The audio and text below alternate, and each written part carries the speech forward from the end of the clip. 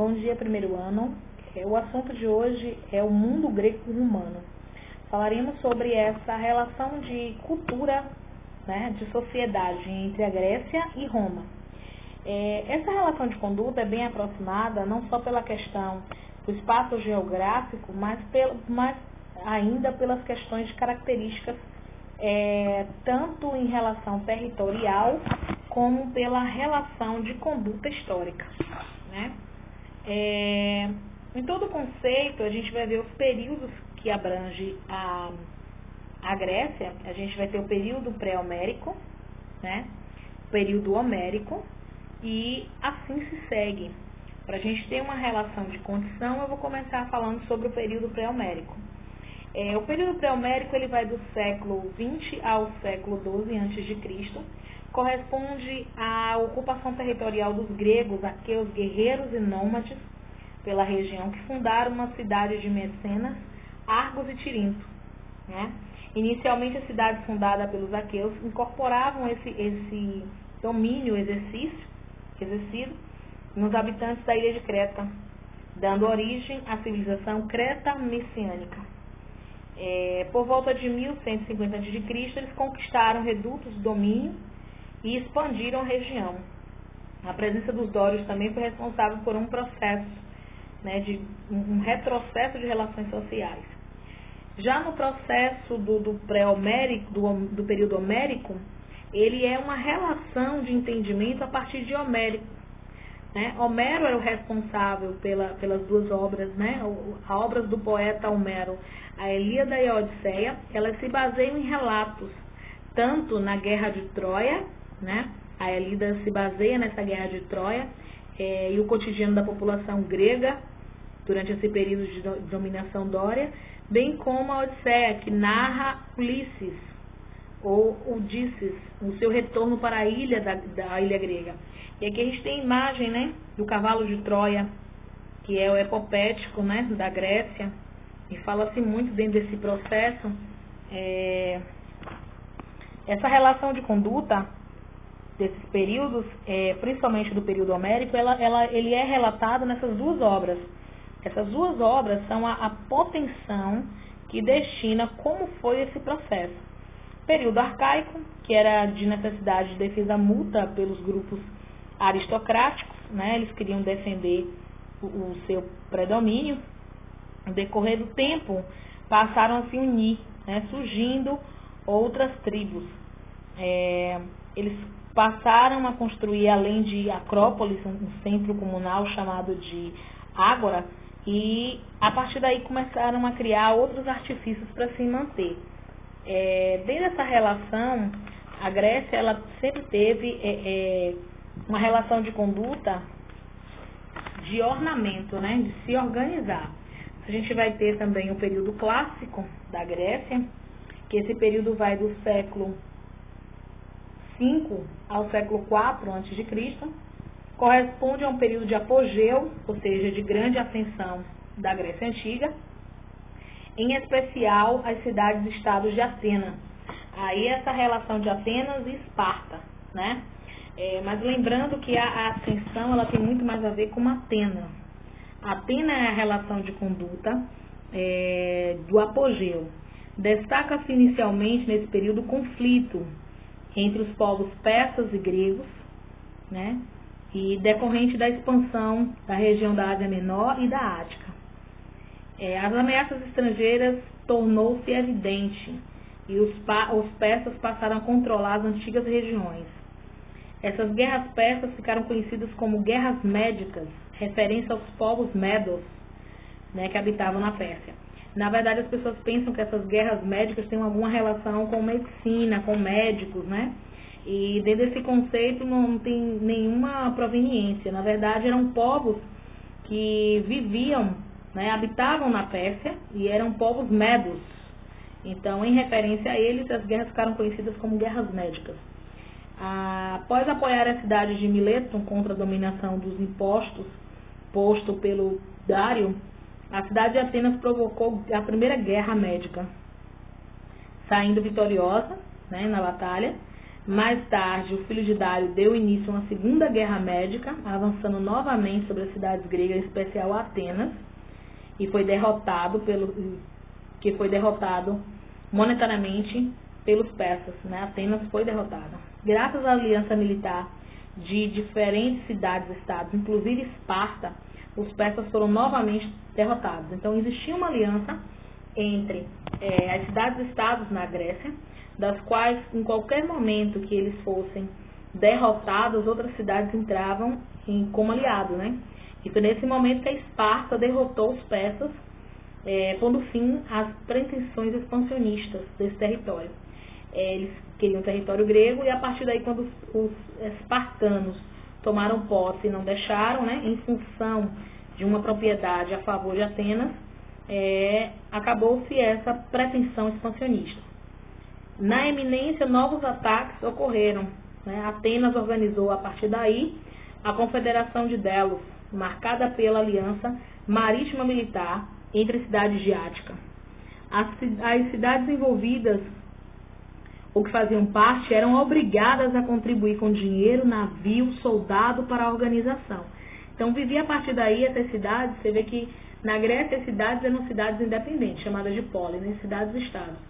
Só que a partir dessa Confederação de Delos, eles passaram a se organizar de tal forma para se tornar um único, né? Não seria uma unificação, mas seria uma contribuição para se formar, com dinheiros, navios, soldados, né? Militarmente, a Confederação de Delos promoveu a guerra na Ásia Menor, conquistando domínios persas naquela região.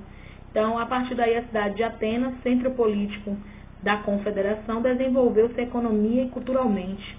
Então, ela ficou em evidência porque ela criou essa confederação, afirmando sua hegemonia sobre o território grego. E a partir desse período, no século V a.C., Atenas foi marcada pelo apogeu intelectual e pelo aperfeiçoamento do regime democrático desenvolvido na cidade. Então, ela ficou muito conhecida, não tão somente pela questão da Confederação de Delos, criada por Atenas, mas pela questão intelectual nesse momento. Durante o governo de Péricles, foram restabelecidas reformas políticas que possibilitaram a maior participação dos cidadãos pobres em assembleias, bem como decisão dos governos. Na verdade, isso aí ela vai se estender por um longo período para que isso se alcance, né? Extremamente celebrada a paz entre os povos persas. Dentro dessa relação, quando se fala que os povos começam a participar, a gente vê uma vertente muito grande em razão a tudo isso, porque são anos custeados para que isso ocorra, né? Não é de uma hora para outra que as coisas modificam e que se assimilam. O período helenístico, entre o século IV e I, a região da Macedônia tinha uma economia baseada na agricultura e pecuária. Sua expansão era direcionada sob o comando de Filipe II, né, que conquistou a cidade de Atenas e posteriormente a cidade de Tebas. E em seguida conquistou Esparta, consolidando assim o Império Macedônico na região. Então esse foi o período helenístico, foi o período que a Grécia ela se tornou, essas duas cidades foram tomadas, né? Após o assassinato de Filipe II, o poder foi transferido para o seu filho Alexandre, responsável pela ampliação e pela consolidação do Império Macedônico na região. Alexandre, a partir daí, né, toma posse. Depois de derrotar a Pérsia, Alexandre Magno, conhecido também como Alexandre o Grande, conquistou também a Fenícia, o Egito e a Síria, além das regiões da Índia, organizando um império até ainda constituído na Antiguidade. O Império de Alexandre se caracterizou por respeito de valores culturais, visualizando também a fusão social entre diferentes grupos existentes. Então, além dele ser um conquistador territorial, ele tinha essa dimensão de uma fusão de uma sociedade com diferentes grupos, né? A tentativa de Alexandre é promover a cultura grega ocidental com a cultura oriental, surgindo assim o período helenístico, né? Ele queria a mistura da cultura ocidental com a oriental. Alexandre fundou no litoral egípcio a cidade de Alexandria. Seu sucessor general Ptolomeu, no início do século III, nela organizou uma biblioteca para preservar o acervo cultural dos povos subordinados ao domínio do povo helênico. Então, ele era culto, né, essa relação. A biblioteca fundada por Ptolomeu em Alexandria chegou a compreender um vasto patrimônio, aproximadamente 750 mil papirros, tornando-se a principal referência documental do mundo antigo. Após a morte de Alexandre, em 323 a.C., o império foi dividido entre seus generais, estabelecendo assim 3 reinos. O que era um único, né, se dividiu em 3. Síria, Egito e Macedônia.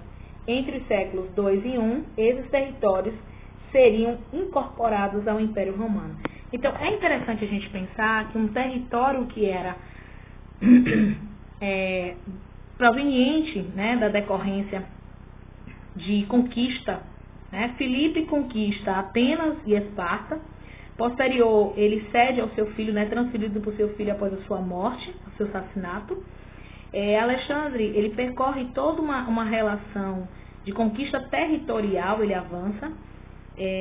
Após a sua morte, é dividido os reinos em 3, Síria, Egito e Macedônia, e que esses territórios provenientes passariam a partir dali a se agregar e se tornar ao Império Romano.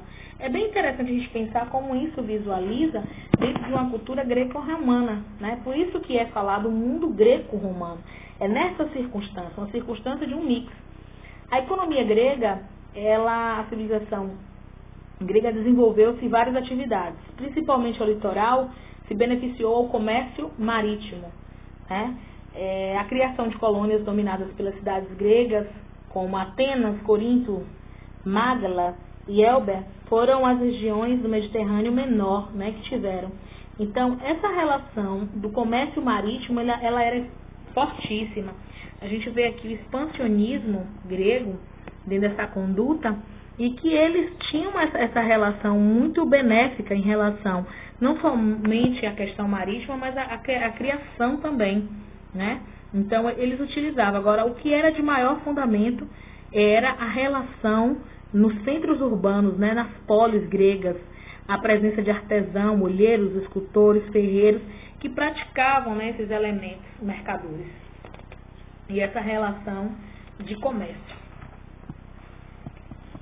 A cultura grega, ela é produzida pelos povos gregos numa formação intelectual. A gente vê aqui as formações, né, dos Jogos Olímpicos, que é descendente dos povos gregos, o pensamento político, filosófico, matemático, né? Os gregos, eles eram politeístas, eles tinham vários deuses, diferenciavam-se exclusivamente pelo aspecto de imortalidade, tinha a questão da virilidade, né? Para os gregos, a vida humana e a natureza eram regidas pela vontade dos deuses, então tudo que acontecia era a vontade dos deuses. Essa relação dos gregos é bem interessante a gente pensar dentro do conceito histórico, que enquanto os egípcios tinham um faraó como Deus, os gregos, eles acreditavam que toda a monotonia, toda a relação da vida humana tinha uma conduta de dominação e controle de um Deus, né? Era regida por um Deus. Na Grécia também que aparecem os semideuses, né? Insistindo a ideia de salvação da alma ou de um salvador dos homens, que pregavam como exemplo a tradição hebraica, né? Então, essa relação da vontade de Deus, ela tem uma relação muito grande com o povo hebraico, né? O período ele vai até o século XX, do século XX ao século VI, numa realidade de um universo de religião e mito, né? A Grécia é uma cúpula de mito, da mitologia é enorme, né? A gente vê o Olimpo, Zeus, Hércules, Dionísio, vários deuses, e que cada um é responsável por uma conduta. Apesar de acreditar na vida além da morte, usufruía dos campos elíseos.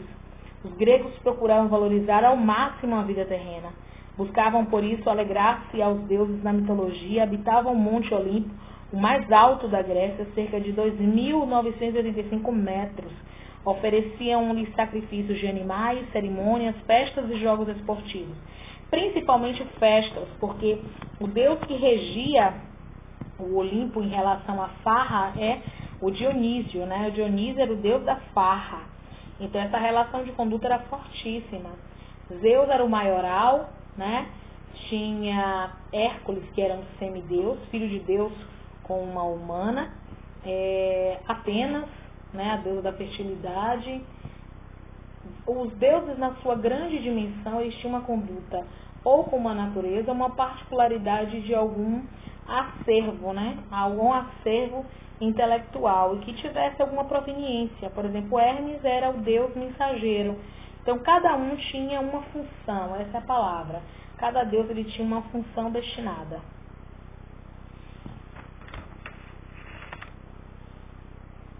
Essa apropriação, a gente vê aqui a imagem de Jacques Lois, a morte de Sócrates, né?